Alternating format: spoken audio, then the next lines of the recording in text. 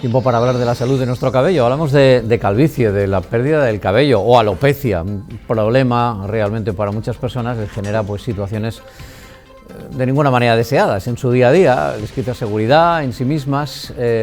Prestemos atención a los datos hoy. La evolución de la calvicie en España. Mira, se encuentra en una tendencia claramente al alza. Cada vez hay más personas que sufren alopecia en España. En concreto, fijaos el dato, en 2011, 132.000 casos, 132.000 personas en España con alopecia. 2017, 843.000. Multiplicación es por 7 o más. Y el 98% de los casos, además, se debe a alopecia hereditaria. Esta es la que nos afecta principalmente a nosotros, a los hombres. Pero bueno, hay soluciones. Por eso hemos quedado con el doctor Francisco de Besa. Es especialista en tricología, en cirugía capilar, en Clínica de Besa, donde además tiene un equipo de especialistas. Y él, pues, bueno, lleva la batuta, desde luego, de la clínica. ¿Qué tal, Francisco? ¿Cómo estás? Bienvenido. Muchas gracias. Oye, Timo. hemos entresacado estos datos. Oye, es impresionante. En 2011, 132.000 casos. 2017, 843.000. Multiplica por 7. La evolución de la calvicie en España. ¿Por qué hay cada vez más personas con alopecia, con problemas de cabello? Sí que es verdad que España es el país de la Unión Europea en la que más alopecia sufrimos.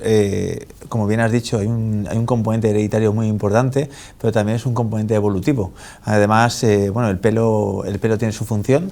Conforme evoluciona el ser humano, esa función va quedando atrás y, por lo tanto, vamos a ver a las siguientes generaciones como el pelo se va a ir perdiendo cada vez antes. A la misma vez, a nivel sociocultural, es más importante que nunca, por lo tanto se crea un cruce de caminos bastante envenenado que conlleva a que la gente lo pase realmente mal. Como siempre hemos comentado, tiene un componente emocional importante, eso unido a todo lo que estamos viviendo, redes sociales, fotografías continuas, la situación la dejan en evidencia de forma más habitual y la gente lo sufre muchísimo.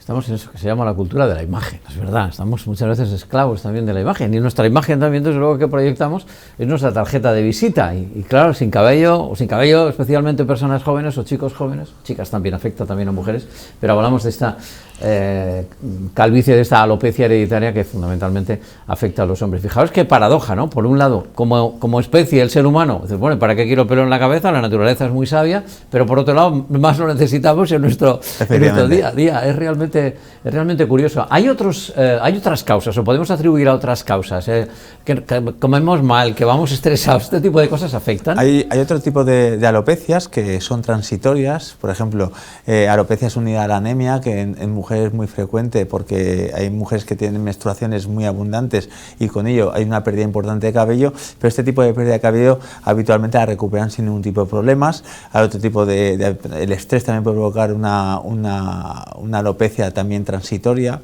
en la cual, pero la hereditaria, la que más vemos en la clínica, es la que al final es la que provoca ese tipo de problemas. Cuando el paciente me comenta, mira, es que Francisco, es que veo muchos pelos tanto en el escritorio, en la ducha y demás, digo, de esos pelos no te preocupes porque el cabello tiene un ciclo capilar de caída y de crecimiento. El que cuando le pongo el microscopio y lo vemos pequeñitos, que son los pelitos miniaturizados, que esos no los vemos cuando caen, esos son los peligrosos que cuando caen no vuelven a crecer y los que un día te das cuenta que tienes un claro. Y han caído en realidad antes de cumplir, digamos, todo su ciclo de crecimiento, ¿no? Han caído cuando están pequeñitos, cuando son finitos y al final realmente termina tapándose, digamos, el nacimiento del cabello y ahí aparecen esas claras. Y conocemos el asunto, pero la solución definitiva, Francisco, el trasplante, a día de la hoy, cirugía. A día de hoy no hay ningún tratamiento médico en lo que son fármacos que de 2 pelos te lo convierta en 4. Siempre le digo eso al paciente, que no se hagan ilusiones, que eso a día de hoy no existe, y ni siquiera la cirugía. La cirugía únicamente, si el paciente tiene zona donante, que cuando viene a la clínica lo valoramos y es factible la intervención y vamos a cumplir las expectativas que tiene el paciente, se da el paso de la cirugía, que es el único proceso en el cual puede tener pelo donde no tiene. ¿Vale? Pero todo lo demás no es así.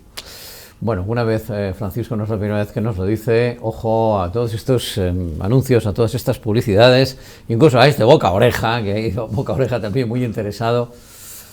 la cirugía es la única solución y no en todos los casos, nos has dicho, Francisco, porque digamos tenéis que valorar bien si el paciente es apto o no, ¿no? Efectivamente, cuando vienen a valoración se hace un estudio exhaustivo de la zona donante y la zona afectada. Si es factible, se le explica al paciente todo el procedimiento desde el inicio hasta el fin.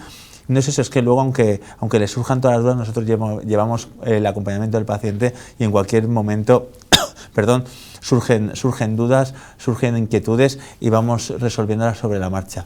La alopecia y luego el proceso quirúrgico, siempre van a surgir dudas. Tenemos en cuenta que el paciente se mira al espejo de cara y eso va a llevar a que esté continuamente fijándose en zonas que le surjan dudas. Y es verdad que cuando estás delante del espejo tú te fijas en cosas que a lo mejor los demás no, pero llegó a convertirse, verdad, para muchas personas en un problema, en una obsesión. Bueno, sabemos y nos has comentado que este pelo trasplantado de la zona donante, de la zona de la nuca, no cae. Pero bueno, ¿qué ocurre después de la intervención? Porque ahí sigue habiendo caída del cabello, es momentánea, se recupera. A ver, tranquilízanos también en ese aspecto, que hay mucha duda con eso. La zona donante, una vez trasplantada, y siempre le pongo el mismo símil a los pacientes, cuando vemos una persona que tiene de avanzada edad, 90 años, que está totalmente calva de la zona superior y mantiene la zona donante, que es la zona lateral, y atrás totalmente conservada, fuerte, brillante, o sea, saludable, eso nos indica que esa zona no tiene, genéticamente está codificada de esa manera, por lo tanto cuando nosotros realizamos el trasplante esa condición genética se mantiene y por lo tanto la zona trasplantada no se va a ver afectada con la caída definitiva. Como superpelos, de estos que aguantan toda la vida. Efectivamente, una vez trasplantado el pelo pasa por diferentes procesos de maduración de nuevo hasta conseguir la maduración completa. Una vez ya consigue la maduración completa, que nos vamos a ir cerca del año y medio, zonas de la coronilla, como es la zona del cuero cabelludo, en el cual más componente graso tiene, podemos irnos un poquito más cara a los 2 años.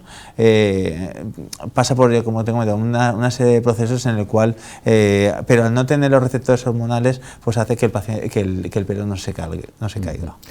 Y a veces nos has comentado, Francisco, que es necesario realizar una segunda intervención. ¿En qué casos y por qué hace falta? Como te he comentado, la zona afectada, la zona de alopecia, es un patrón. Cada paciente tiene un patrón desde la línea anterior hasta la línea posterior de la coronilla.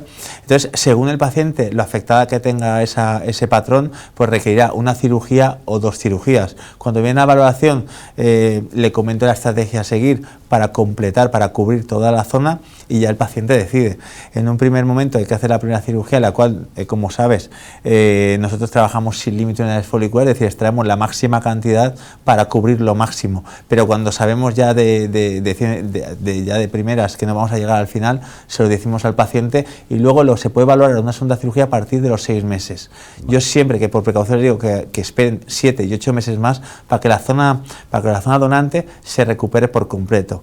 ¿Qué significa recuperar por completo? A las semanas la zona donante, tanto de forma visual como al tacto, está totalmente resuelta, no hay ningún tipo de problemas, el paciente no le va a doler. Pero a nivel histológico sí que tiene una regeneración que es un poquito más costosa en tiempo, que nos vamos a los 6 meses. Por precaución siempre digo, vamos a aguantar 2 meses más y cuando ya estamos seguros de que no hay ningún tipo de problemas, la volvemos a trabajar. Vamos con el componente emocional, el componente psicológico, la ansiedad que genera. Ahí tenéis que, lidiar, digamos, todos los días con este tipo de situaciones. Es especialmente complicado para las mujeres, no sé si ahí está como más, o sea, una mujer sin pelo, parece que un hombre sin pelo, tira que te arreglas. Pero ¿por qué en las mujeres es especialmente complicado? Hay como más, no sé si estigma, decir es una palabra muy fuerte, ¿no? Sí, las mujeres pues evidentemente se estigmatizan más por el hecho de que una mujer parece ser que tiene que tener una melena bonita y brillante y saludable.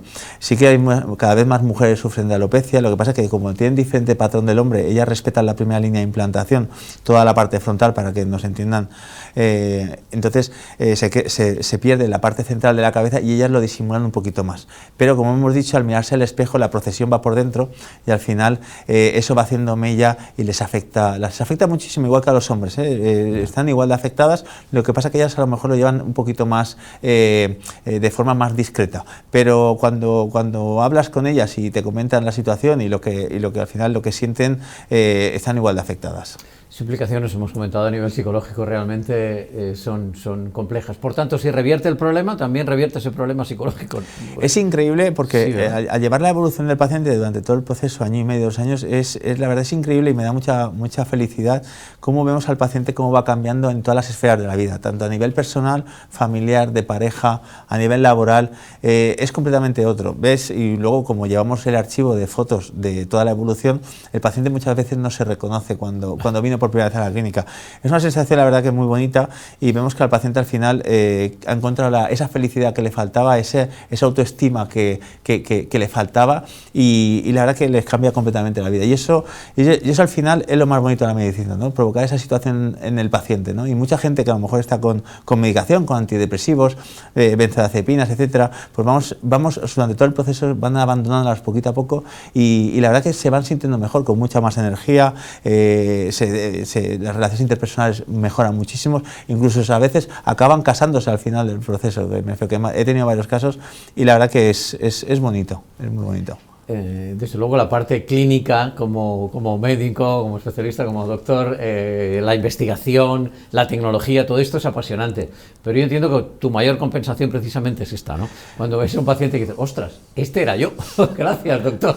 Yo creo que la tecnología, los avances, sin satisfacer a nivel emocional a los pacientes no son nada. Me refiero, por mucho avance que haya y no le provoca una felicidad o un aumento de la autoestima a la población en general, son inservibles bajo mi punto de vista. Entonces, al final lo que me vale es que el paciente se sienta feliz, se sienta satisfecho y que le cambie la vida, que eso es lo más importante. Se llama Francisco de Besa, es quien está realmente liderando este equipo de clínica de Besa, es todo un auténtico especialista y si lo que requerís es un implante, tenéis dudas, llamadle, pasaros por allí, que desde luego os la resolverán. Esa primera visita, esa primera valoración es gratuita y a partir de aquí que vaya muy bien porque estarás desde luego en las mejores manos. Gracias Francisco, Gracias, un placer como siempre.